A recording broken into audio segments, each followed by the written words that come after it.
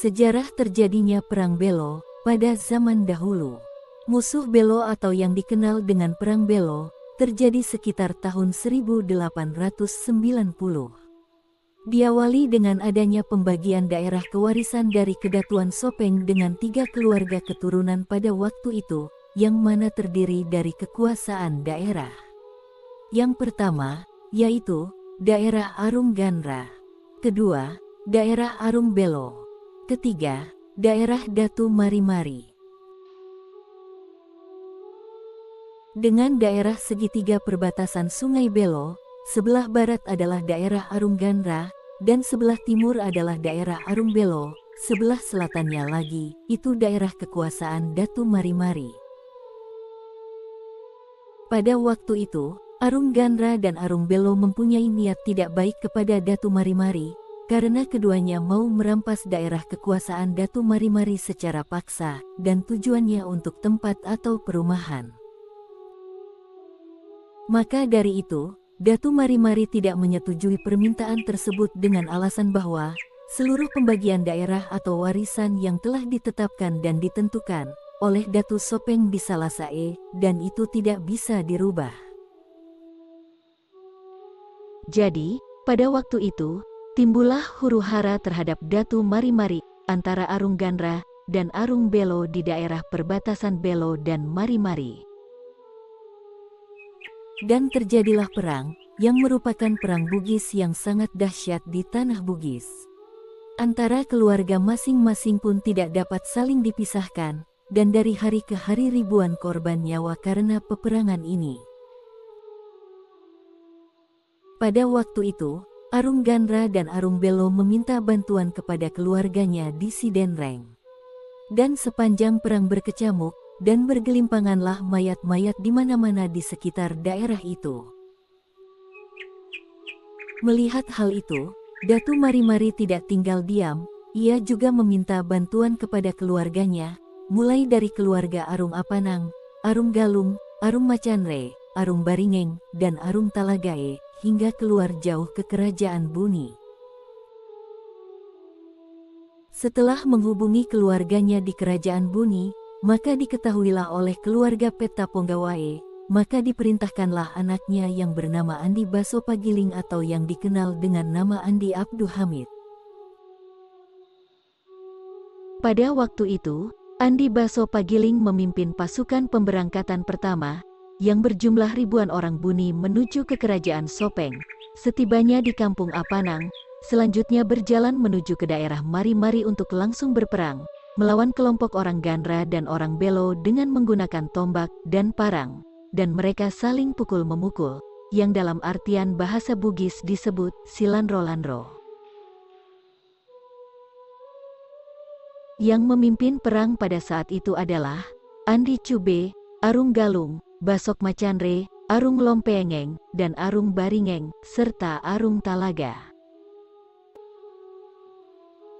Tempat yang paling sengit dilakukannya pertempuran pada waktu itu adalah Labalilik, dan pertempuran tersebut berlangsung selama 3 hari 3 malam.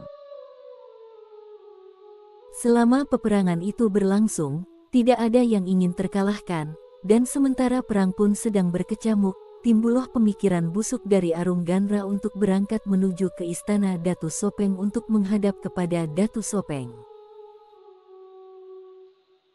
Dan di hadapan Datu Sopeng, ia pun menjelaskan bahwa perang yang sementara berlangsung selama 3 hari 3 malam ini, semakin sangat sengit, hal itu dikarenakan tidak adanya yang ingin terkalahkan. Dan Datu Sopeng pun lalu memberikan perintah kepada Arung Ganra, untuk kembali ke Ganra, dan menyampaikan pesannya, bahwa besok lewat tengah hari, atau dengan bahasa Bugis, Pajapi Lesang Matana Eswe, barulah Datu Sopeng datang di sekitar tempat peperangan itu untuk menghentikan perang sengit yang sedang terjadi, dan menyelesaikan perang kedua belah pihak. Keesokan harinya, datanglah Datu Sopeng di tempat peperangan itu, dan dipanggillah kedua belah pihak tersebut. Lalu Datu Sopeng pun akhirnya mengeluarkan keputusan, dan menghentikan peperangan keduanya. Datu Sopeng mengatakan Sekarang waktunya telah lewat tengah hari, atau Pajani Lisang Matan na Esue. Kedua belah pihak pun menghentikan perang yang terjadi, dan kembali ke daerah kekuasaannya masing-masing. Dan Datu Sopeng pun membuat perjanjian, atau keputusan sebagai berikut, yang isinya adalah: pertama, barang siapa yang memulai perang duluan, maka daerahnya akan diambil alih, atau dikembalikan haknya kepada Datu Sopeng. 2. Maka ia akan hancur berkeping-keping, seperti piring, dan hancur pecah seperti telur, dan dikutuk oleh Yang Maha Kuasa. Setelah keputusan perang ditetapkan oleh Datu Sopeng, maka diberikanlah nama tempat itu, dan yang dikenal sekarang ini adalah Pajani Lesang Matan na Esue, atau yang disebut dengan Paja Liesang. Perang pun telah usai, namun masih ada rombongan, atau bantuan dari Bone yang tiba di daerah Kampung Apanang, atau Cangadi saat ini, dan bertemulah mereka dengan Andi Cube, Arung Macanre, dan Arung Lompengeng, serta Arung Apanang. Lalu mereka pun bertanya kepada rombongan atau pasukan dari Bone tersebut, apakah kalian akan pulang kembali ke Bone, atau kalian mau menetap di Sopeng? Dan sebagian dari mereka, ada yang memilih tinggal dan menetap di Sopeng, dan saat itu pula, diberilah nama kampung tersebut dengan nama Kampung To Bone di Cangadi. Begitupun dengan orang Sidenreng, ada di antara mereka yang memilih untuk menetap di daerah Gandra dan Belo. Itulah sebabnya di daerah Gandra, ada salah satu kampung yang disebut dengan nama Kampung To Sidenreng. Begitulah akhir dari peristiwa Perang Belo, dan kedua belah pihak telah saling memadamkan perang satu sama lain. Karena awal Perang Belo ini berawal dari adanya pembagian warisan atau tanah kekuasaan dari Datu Sopeng kepada Arung Gandra, Arung Belo dan Datu Mari-Mari yang masih memiliki hubungan saudara. Jadi pelajaran yang bisa kita petik dari sejarah Perang Belo ini adalah, jangan pernah serakah terhadap apapun, karena bisa merugikan siapapun, termasuk orang banyak.